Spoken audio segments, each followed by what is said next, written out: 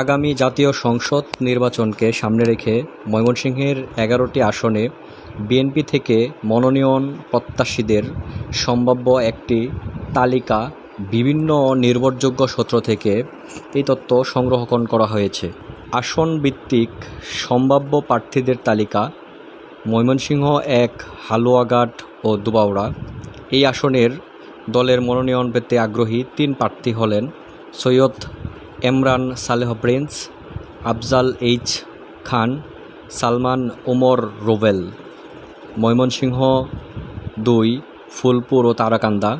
এই আসনের জন্য আলোচনায় আছেন মোতাহার হোসেন তালুকদার, আবুল বাশার আকন্দ, জুবায়েত হোসেন শাকিল। ময়মনসিংহ ৩, গৌরীপুর উপজেলা। এখানকার মনোনয়ন প্রত্যাশীদের মধ্যে আছেন ইঞ্জিনিয়ার ইকবাল হোসাইন, আহমদ তায়েবুর রহমান হিরণ, অ্যাডভোকেট নুরুল হক, হাফেজ আজিজুল হক। ময়মনসিংহ ৪, ময়মনসিংহ সিটি কর্পোরেশন ও সদর। এই আসনে আলোচনায় আছেন আবু ওয়াহাব আকন্দ ওয়াহিদ, রোকনুজ্জামান সরকার। ময়মনসিংহ ৫, মুক্তাগাছা উপজেলা। এই আসনে একমাত্র প্রার্থী হিসেবে আলোচনায় রয়েছেন জাকির হোসেন বাবলু। ময়মনসিংহ ৬, ফুলবাড়িয়া উপজেলা। এখানকার মনোনয়ন প্রত্যাশীরা হলেন আব্দুল করিম সরকার, আক্তারুল আলম, কামরুল হাসান মিলন। ময়মনসিংহ ৭, ত্রিশাল উপজেলা।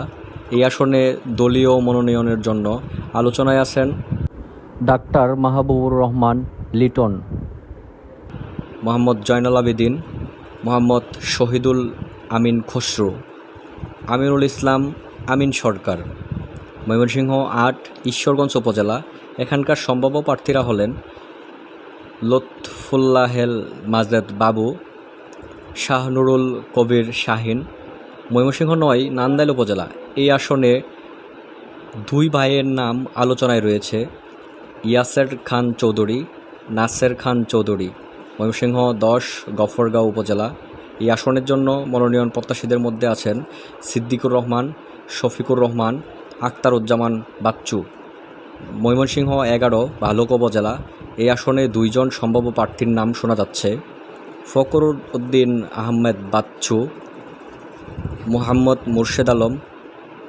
এই তালিকাটি নির্ভরযোগ্য বিভিন্ন সূত্রে প্রাপ্ত তথ্যের ভিত্তিতে তৈরি করা হয়েছে। সবাইকে ইভিটিভির পক্ষ থেকে ধন্যবাদ।